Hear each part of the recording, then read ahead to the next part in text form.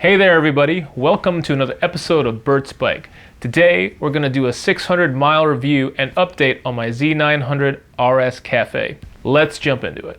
Alright, so the bike has had its first oil change now, and I wanted to make this video to take you guys along with me to just share some things that I've noticed or found out about the bike in, a little bit over 600 miles of ownership. After doing the first service and getting some new oil in the engine, I really noticed that it started to feel a whole lot better. And not like it felt bad from the beginning, but just feeling a little bit more broken in and ready to go. So in that service, you do some just general checks all around. And one of the things I noticed was the lock nut on my clutch lever was actually loose, and then you could just literally spin it with your finger. So that came loose at some point. What happened was when I would pull the clutch in and shift gears, I would sort of feel the gear shift in the lever. So I just felt it more so than other bikes I've had. So I adjusted that free play, just to the lower end of the specification and made sure that lock nut was tight, and that kind of feeling went away. The other thing I noticed too was the engagement point was a lot better after I made that adjustment. Before, I was having some instances where I would just feel the clutch grab and kind of take off. But after making that adjustment, it seemed to solve that issue. So I also checked the chain to make sure there wasn't too much slack, and it seemed just fine. The other thing I did notice about that oil change is that the drain plug and the filter are just really well laid out. Like the drain plug is on the side of the oil pan, making it easy to access. The exhaust actually moves away from the filter, allowing you to get your hand in there or a wrench. So that's a really cool design feature for the Z900. Okay, the other thing I noticed that was kind of awkward was a lot of Honda bikes have what they call the crankcase breather tube, and I think on Kawasaki, at least the Z900RS, it's like a breather bottle or something like that. On the Z900, it's very awkward to get this. It's actually kind of behind the sprocket and the sprocket cover, so it's kind of just an odd item to get to just to do a visual check on that. If I do go back there, I might just relocate it a little bit further back to where I can get to it. So let's talk about some general quirks of this motorcycle. So these aren't really good or bad or anything indifferent. They're just things that I've noticed, and maybe you as an owner or a potential owner would like to know some of these too. The first thing I noticed is when you turn on the bike, there's the high idle phase, which is completely normal for most bikes. But what's different about the Z900 is that if you move the throttle the opposite way, it actually brings that idle down, and so you can kind of like attenuate that high idle. The next thing I found out too is that high idle is also tied to your gear selector. So let's say that you leave work on a cold night or something like that, and where the idle would stay up a little longer before it drops down, you might pull away, and let's say you're going to a stoplight or something, and let's say you're in fourth gear and you need to slow down, and you downshift. So you're downshift from like 4 to 3rd, and all of a sudden you see your RPMs jump up a little, which is a little concerning at first. But come to find out that the idle is actually tied to the gear selector. So it actually changes depending on what gear you're in. You can also see this if you start the bike up and it revs up, and the high idle phase comes on. When you shift into first gear, that high idle automatically goes down. All right, so now that we're talking about starting the bike and everything like that, one thing I noticed when I first got the bike was there were a couple of times where the bike would kind of flame out, or it would take 2 cranks to start the bike. So the fuel pump doesn't actually prime unless you are in neutral before you turn the key on. So after knowing this, I shift into neutral beforehand, then do my thing and start the bike up, and the fuel pump primes every time. So one thing I don't see a lot of Kawasaki owners talking about is the positive neutral finder. And what it is when you are at a complete stop and you shift up from first, you can't miss neutral. It just locks into neutral. So you can shift up as hard as you want and you can't miss neutral. I think that's a pretty good feature of the bike. So let's move on to some negatives I found on the bike. But really with this bike, it's really hard to find negatives. But anyway, here are my nitpicks. All right, so this one's pretty important. It's the headlight. When you look at it in pictures, it's a big LED headlight. When you're riding in the day, it's really big and bright. But at nighttime, what I've noticed is that, it is bright, but it isn't really focused really anywhere. It seems to be adjusted right, but I don't know, I might play around with that adjustment just to see if the light needs to move a little bit. All right, the other thing that I've noticed is that a lot of the Euro spec bikes, or I think almost all of them, have LED turn signals all the way around. And really it doesn't bother me if a bike has LED or halogen or whatever, but what I like about the LED versions, the shape of the turn signals are more discrete, and they just seem to fit better with the RS line and the Cafe line. The ones that are on the bike now are fine, but when you look at the bike head on, they kind of look like little ears on the bike. So that's just like, you know, just a small little nitpick. You know, if they can put them on all the Euro bikes, I don't understand why they can't just put them on all the bikes, period, you know? All right, so the next thing to address is the snatchy throttle. I've ridden a lot of newer bikes, and a lot of them seem to have this issue.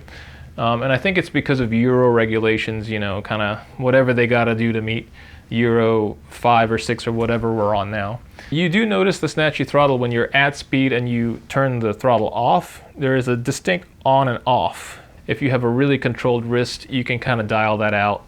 But a lot of people fix this by getting a tune on the bike. I don't think I'm going to do that just yet. It doesn't really bother me. I've gotten used to the way the bike is. So let's talk about the engine braking on this bike. So compared to most bikes that I've ridden, the engine braking on this bike is pretty heavy. So if you're not anticipating it, or if you have like a lazy shift, if you let those RPMs drop too far when you shift gears, it seems to engine brake really hard before you can get the throttle up there. So the characteristic of this bike, if you rev this engine, you'll notice that when you rev the engine, the RPMs go up really fast and they drop really fast. One of my previous bikes was actually Indian Scout 60, and that didn't have very much engine braking, so I do appreciate bikes that have a good amount of engine braking, but I think for a lot of people, this could be a little bit more on the too much side. All right, so the last little nitpick, you know, is most bikes that I've ridden have had the clunk into first gear. So, you know, from neutral to first. So if you're at a standstill, you're in neutral,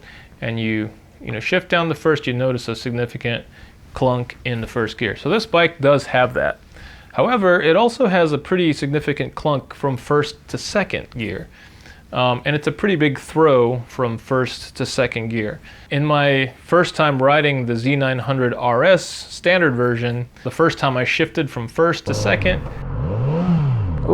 I didn't move my foot far enough, and it actually stopped at neutral. So that first shift, you got to be pretty intentional of getting from first to second. You still get that clunk though, and then the rest of the gear shifts are smooth. So doing some research on this, a lot of owners do have that same clunk from first to second, and it's just, I guess, a characteristic of the bike. But as you put on more miles, especially after you get past that first service, you'll notice that gets smoother as you brake the bike in more. So let's shift gears and let's talk about how the bike is to ride and sort of where I am as an owner. So the bike is just super engaging to ride. I love the sound of the exhaust system. One thing I really love is the cold start, high idle sounds.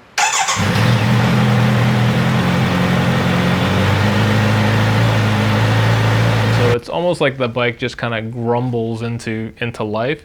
But that exhaust sound, the sound tuning that Kawasaki's done or whatever they're doing, they really just nailed it with this bike. And I don't have any plans to change the exhaust anytime soon. In my book, this bike might win the best stock exhaust that I've ever heard, really.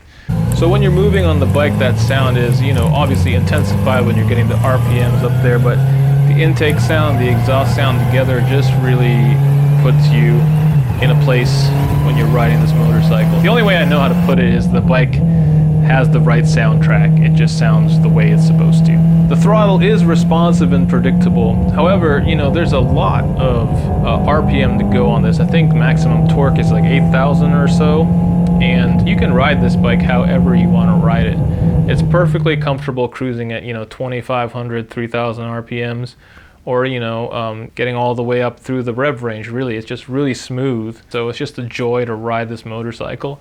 It also gives you, because of, I guess another thing it does is, like, because of the soundtrack you're getting, and, you know, you see the RPMs climbing and everything like that, you kind of get the sensation sometimes that you're going faster than you really are, which is kind of cool. Yeah, it's just really confidence inspiring, and, you know, it's just a joy to ride. But also what the bike does is that it kind of goads you into riding it harder than you normally would, because it is so much fun to ride. And if you follow my channel, like, I'm not really like a racer or anything like that, so it really pushes you to push it harder than you normally would. Am I still loving the bike? Obviously you can tell that I'm still loving this motorcycle. I have two bikes right now. I have my T100 and I have this bike, and the T100 is being neglected at the moment because, you know, this bike is just so much fun to ride. I definitely don't regret my decision at all So yeah, I still love it. I love the way it sounds. I love the way it feels. I love the way it looks.